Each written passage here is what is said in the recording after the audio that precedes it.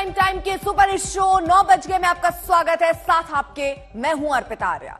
गुजरात और हिमाचल के चुनाव नतीजे आ चुके हैं और अब नजर नई सरकार के गठन पर है। इस बुलेटिन में इस खबर पर हमारी नजर रहेगी। साथ ही हम आपको देश और दुनिया की दूसरी अहम खबरें भी दिखाएंगे और अगले 1 घंटे आप बने रहिएगा हमारे साथ। खबरें रफ्तार से होंगी, विस्तार से होंगी, लेकिन सबसे पहले हमेशा की तरह नजर डालते हैं बुलेटिन की कुछ झलकियों पर।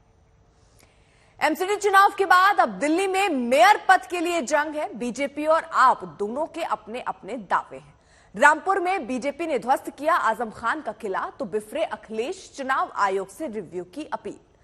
खड़गपुर रेलवे स्टेशन पर दिल दहलाने वाला हादसा, प्लेटफॉर्म पर खड़े टीटी पर गिरी बिजली की तार और आधे घंटे बाद 100 शहर 100 खबर। लेकिन बुलेटिन की शुरुआत हिमाचल प्रदेश में शुरू हुए सीएम पद की रेस से।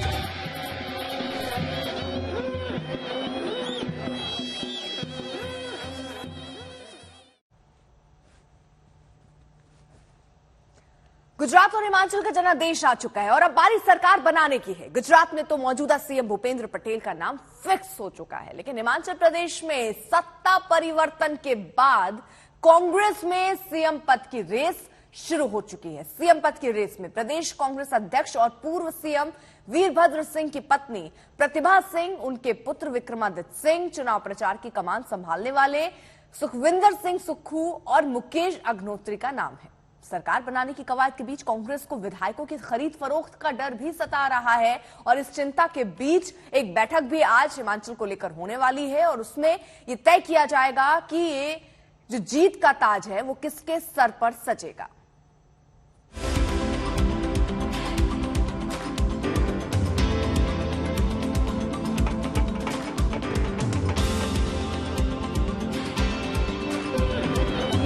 हिमाचल में बीजेपी रिवाज बदलने में नाकाम रही और राज बदल गया।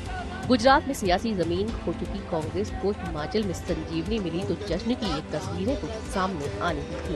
कांग्रेस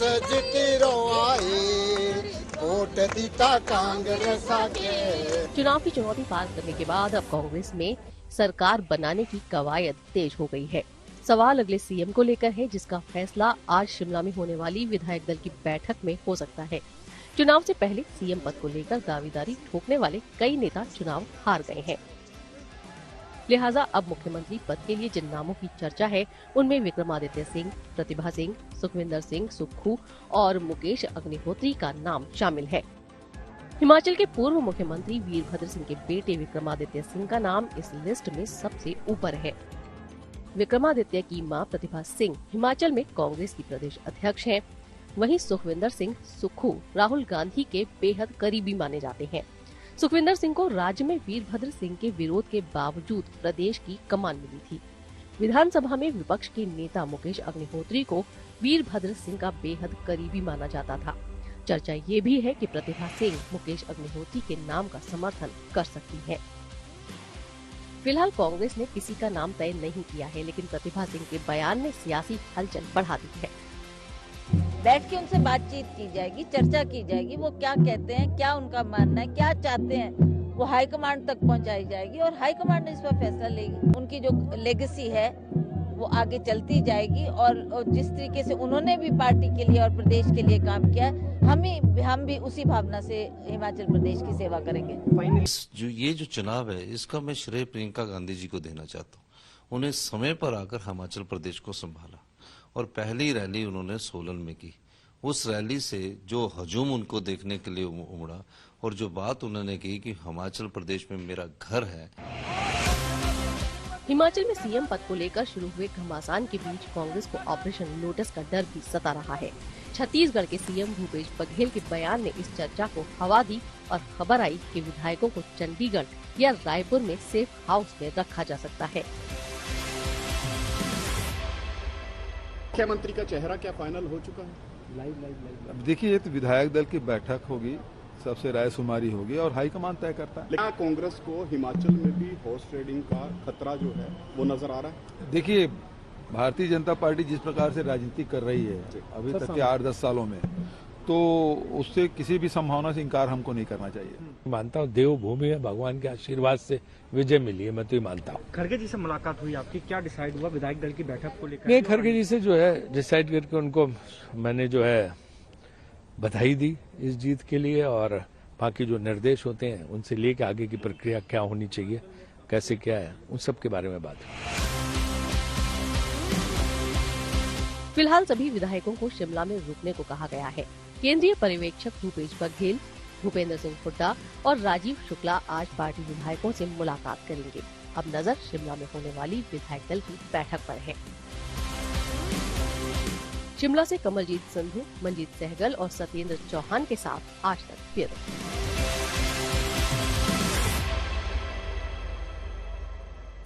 रिवाज तो नहीं बदला, लेकिन किसके सर सजेगा ताज, ये सवाल गहराता जा रहा है और कांग्रेस पार्टी इसको लेकर मंथन भी कर रही है। प्रतिभा सिंह का बयान सामने आया, वो क्या कह रही है आपको सुनवाते हैं।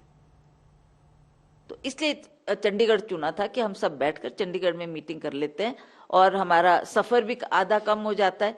तो इसलिए हम कल विधायकों की मीटिंग वहां पर लेंगे। आई होप सब पहुंच पाए, अगर कल नहीं तो परसों से ही फिर हम बैठकर हमारे हाई कमांड से जो लोग आए हैं, चाहे वो छत्तीसगढ़ चीफ मिनिस्टर है, चाहे हुड्डा जी है, चाहे हमारे शुक्ला जी है, प्रभारी लोग हैं और जो ऑब्जर्वर्स लगाए, they all will be there and they will also sit with the विधायक एंड उनका ओपिनियन लेंगे कि आप क्या चाहते हैं। अल्टीमेटली तो विधायकों की आवाज प्रिवेल करेगी कि वो किसको अपना लीडर चाहते हैं।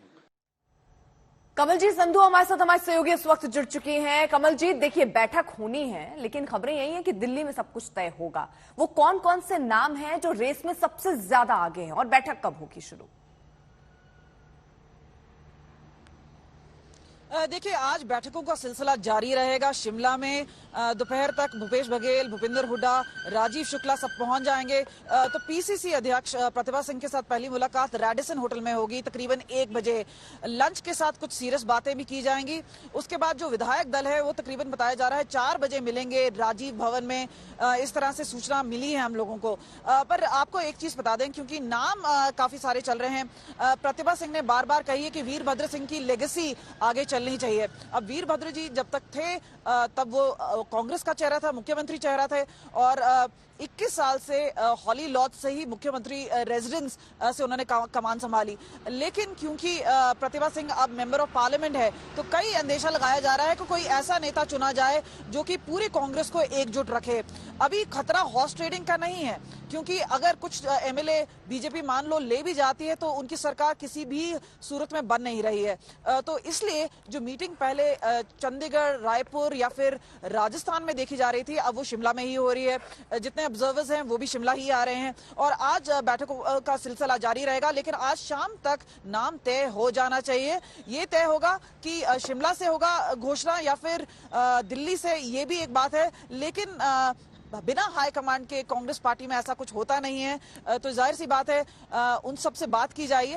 सुखविंदर सिंह सुक्खू हैं जिन्होंने पहले से कहा कि वो सीएम बनना चाहते हैं, पहले ही मीटिंग्स लेनी शुरू कर दी है।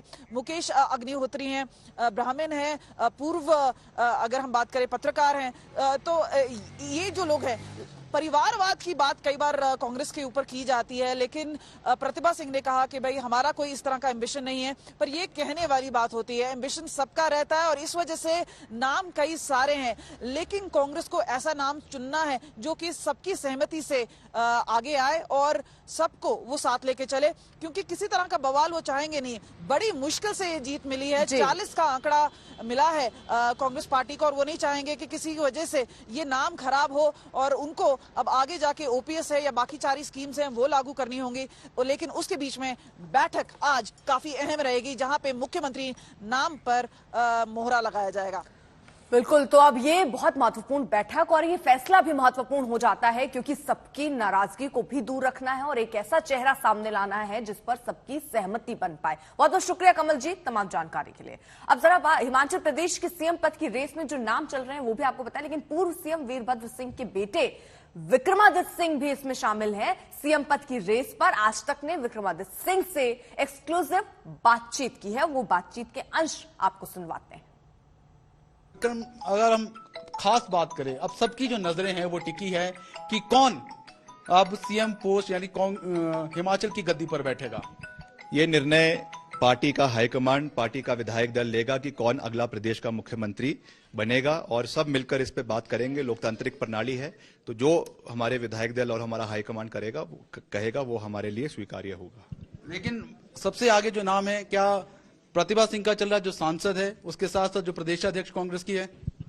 सबका है, सब नेता आगे बढ़ चढ़कर सब चाहेंगे कि वो प्रदेश का नेतृत्व करे, मगर प्रतिभा सिंह जी भी उनमें से एक दावेदार है, इसमें कोई दो राय नहीं है। मगर और भी नेता है जो आगे बढ़ना चाहते हैं। जो भी पार्टी का हाईकमांड का निर्णय होगा, पार्टी का जो विधायक दल का निर्णय होगा, वो हमारे लिए स्वीकार्य होगा। क्या हॉर्स ट्रेडिंग को लेकर किसी तरह की चिंता कांग्रेस के अंदर?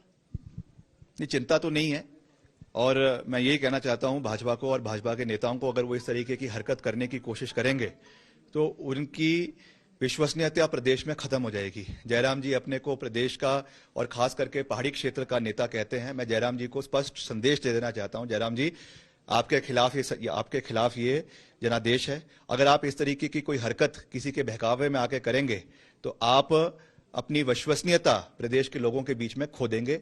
ये मेरा एक छोटे भाई के नाते मुख्यमंत्री जी को संदेश है। हिमाचल प्रदेश के सीएम पद की रेस में एक और मजबूत दावेदार है। नादौन से विधायक चुनकर आए सुखविंदर सिंह सुक्खू कांग्रेस की प्रचार समिति के प्रमुख रहे हैं। आज तक ने उनसे भी खास बातचीत की, सुनवाते हैं वो क्या कह रहे हैं। अच्छा, एक अमूमन एक प्रक्रिया है, ये कहा जाता है कि जो चेयरमैन होता है कैंपेन कमेटी का, वो आमतौर पर मुख्यमंत्री बनता है। तो क्या आप अपने आप को मुख्यमंत्री की रेस में मानते हैं कि नहीं मानते हैं? आप पूर्व अध्यक्ष भी रहे हैं, वरिष्ठ नेता भी हैं, कैंपेन कमेटी के चेयरमैन भी हैं। देखिए, मैं एक कार्यकर्ता हूं सबसे पहले, अब मैं विधायक बन गया हूं। ये तय करना पार्टी का दायित्व है। हम 35-40 साल से संगठन के जब भी मुझे भूमिका मिली है, चाहे वो एनएसए के रूप में थी, चाहे युवा कांग्रेस के रूप में थी, चाहे श्रीमती सोनिया गांधी जी ने हमें प्रदेश कांग्रेस कमेटी के अध्यक्ष के रूप में दी और 40 साल तक ये chairman campaign committee Virbhadra Singh ji थे, उसके बाद मुझे जिम्मेवारी दी गई।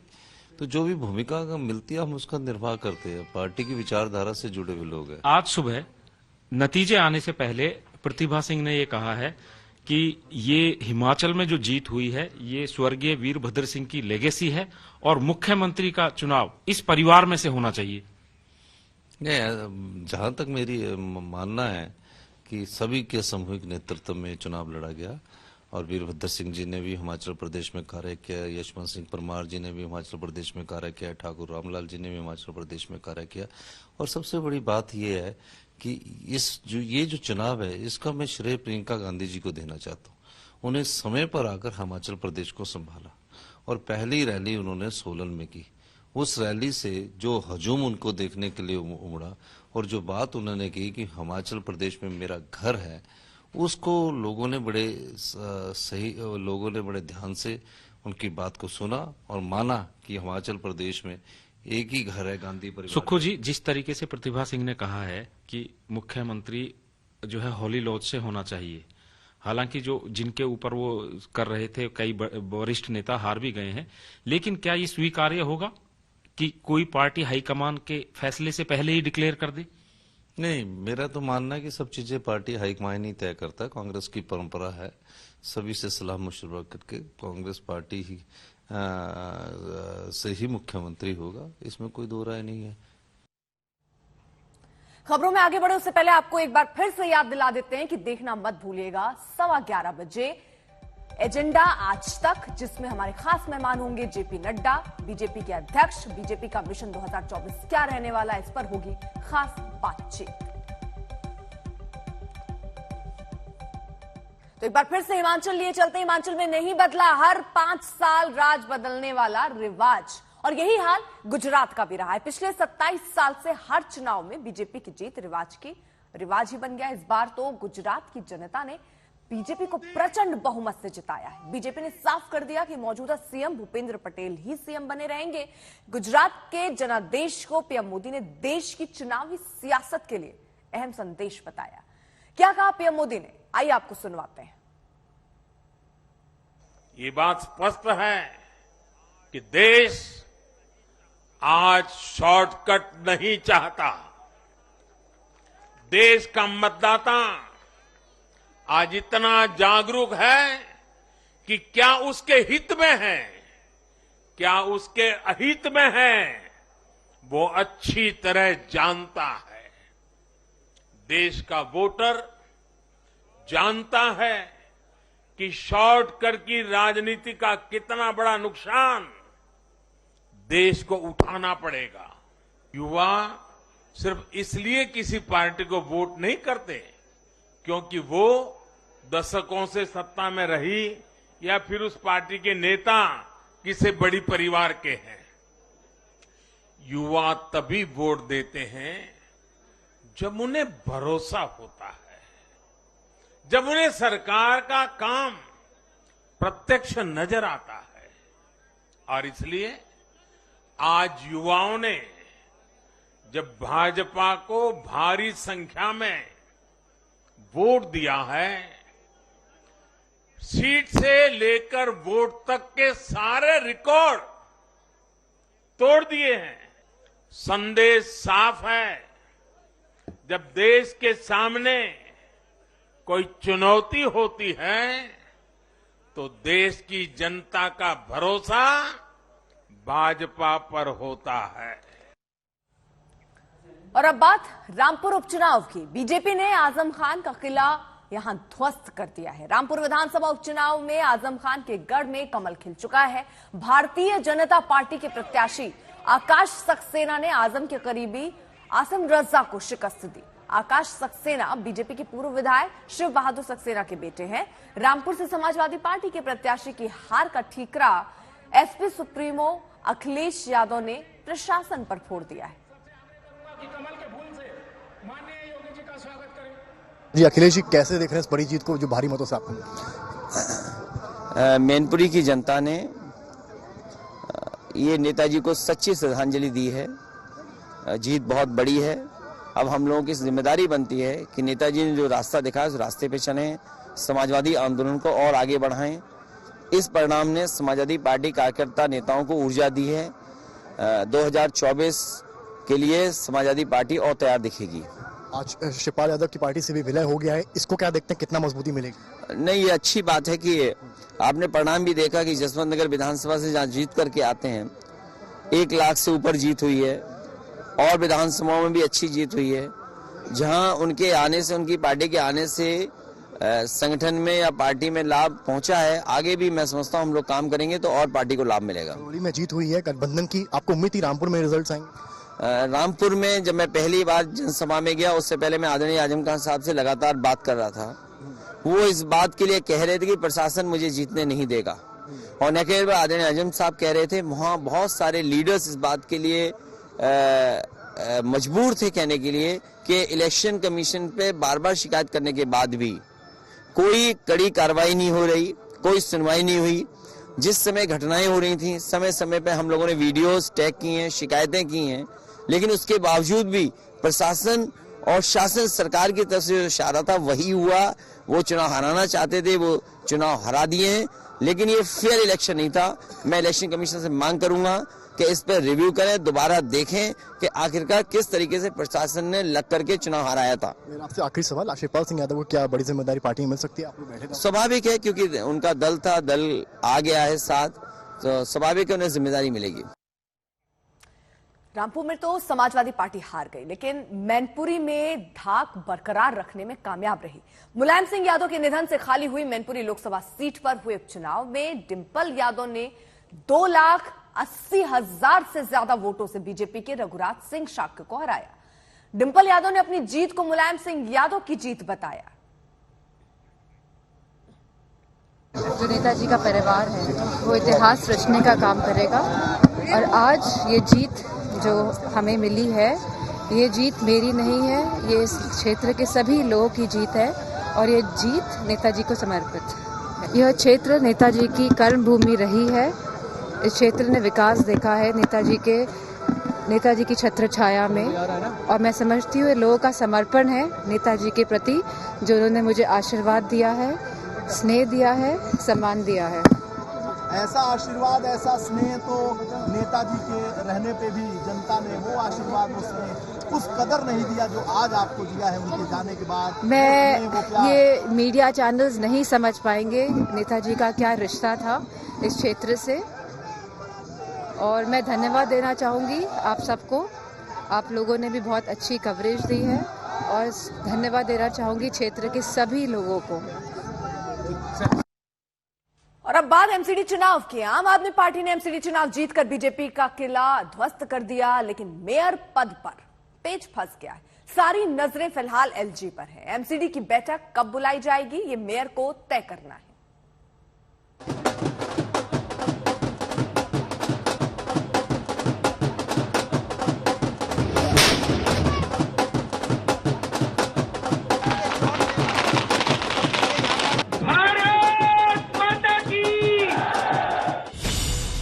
आम आदमी पार्टी ने एमसीडी में भारतीय जनता पार्टी का किला तो ध्वस्त कर दिया।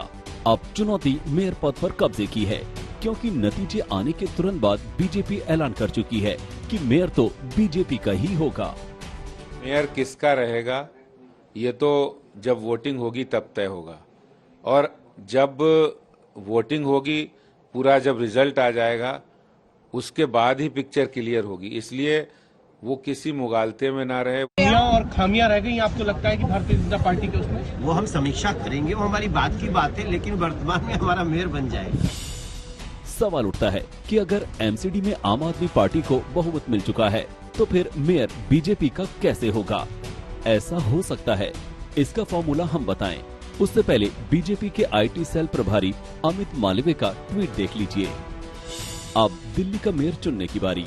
ये सब इस बात पर निर्भर करेगा कि करीबी मुकाबले में कौन अपने पास नंबर बनाए रख सकता है, मनोनीत पार्षद किस तरह से मतदान करते हैं आदि। उदाहरण के लिए चंडीगढ़ में भाजपा का मेयर है, मिसाल के तौर पर चंडीगढ़ में बीजेपी का मेयर है।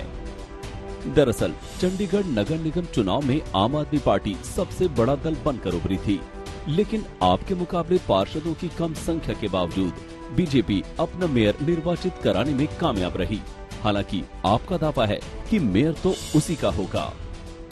देखिए, भारतीय जनता पार्टी अगर बेईमानी करना चाहेगी और बेईमानी से सरकार बनाना चाहेगी तो हम लोग इसके लिए जो है पूरी तरीके से तैयार है, और हमारे लोग जो है उनको एक्सपोज करेंगे।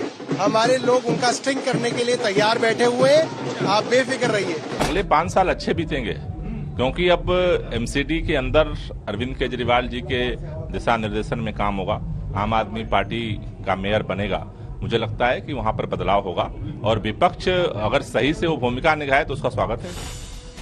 आम आदमी पार्टी का दावा अपनी जगह है, लेकिन मेयर चुनाव की प्रक्रिया पर गौर करेंगे तो बीजेपी के दावे की सच्चाई का अंदाजा आपको हो जाएगा। नियम पर गौर कीजिए। पार्षद सीधा मेयर को चुनते हैं। पार्षदों पर कोई व्हिप लागू नहीं होता। वो पार्टी के आदेश के विपरीत वोट कर सकते हैं, क्योंकि ऐसा करने पर सदस्यता खोने का डर नहीं। यानी अगर कोई पार्षद क्रॉस वोटिंग करता है, उन पर दल बदल कानून लागू नहीं होगा। इसी तथ्य से आम आदमी पार्टी थोड़ी सहमी हुई है। मुझे तो अभी भी शर्म आ रही उनके ऊपर। सारी डर्टी पॉलिटिक्स कर ली, सारा हथकंडा अपना लिया, बावजूद इसके हार रहे हैं, और उसके बाद भी अभी भी बेशर्मी से बोल रहे हैं। उनको तो कमरे बंद करके बैठ जाना चाहिए, छुप जाना। साफ है, आम आदमी पार्टी ने दिल्ली की एक बड़ी जंग तो जीत ली, लेकिन अब एक और जंग सामने है। कुमार कुणाल, दिल्ली, आज तक। कुमार कुणाल इस वक्त हमारे सहयोगी जुड़ चुके हैं। कुमार कुणाल, सबसे बड़ा सवाल तो यही है कि दिल्ली में मेयर कौन होगा, इसके लिए जो प्रक्रिया किस तरीके से चल रही है और अभी तक आसार क्या दिखते नजर आ रहे हैं? देखिए, पहले तो सबसे पहले गठन होना है। चुनाव आयोग को इसकी घोषणा करनी है, नोटिफिकेशन लागू करना है, कितने पार्षद चुने गए चुनाव के बाद। उसके बाद बैठक का दौर शुरू होगा और लग यही रहा है कि दोनों पार्टियां दावा नहीं छोड़ेंगी। खासतौर पर आम आदमी पार्टी पहली बार 134 सीट जीत करके आई है, तो उसका दावा बनता है मेयर की सीट पर, लेकिन बीजेपी भी दावा कर रही है और उसके पीछे जो उसका कॉन्फिडेंस है, उसके पीछे वजह यही है कि इसमें कोई दल बदल कानून लागू नहीं होता है, सीक्रेट बैलेट होता है। आपको ये भी नहीं पता चल पाएगा कि आपके खिलाफ किसने वोट किया, तो अपने पार्षदों पर किसका अधिकार चल पाता है, उसी से तय होगा कि कौन मेयर बनेगा। लेकिन साफ तौर पर है कि दोनों पार्टियों के उम्मीदवार आएंगे और दोनों पार्टियों में कम से कम मुकाबला तो बहुत रोचक होने की उम्मीद दिखाई पड़ रही है। तो क्रॉस वोटिंग किसने की ये पता भी नहीं चल पाएगा, व्हिप भी जारी नहीं होता है और इसलिए ये मेयर बनाने की बात दोनों ही पार्टी, आम आदमी पार्टी और बीजेपी, करते हुए नजर आ रही है। कुमार कोना, बहुत बहुत शुक्रिया तमाम जानकारी के लिए।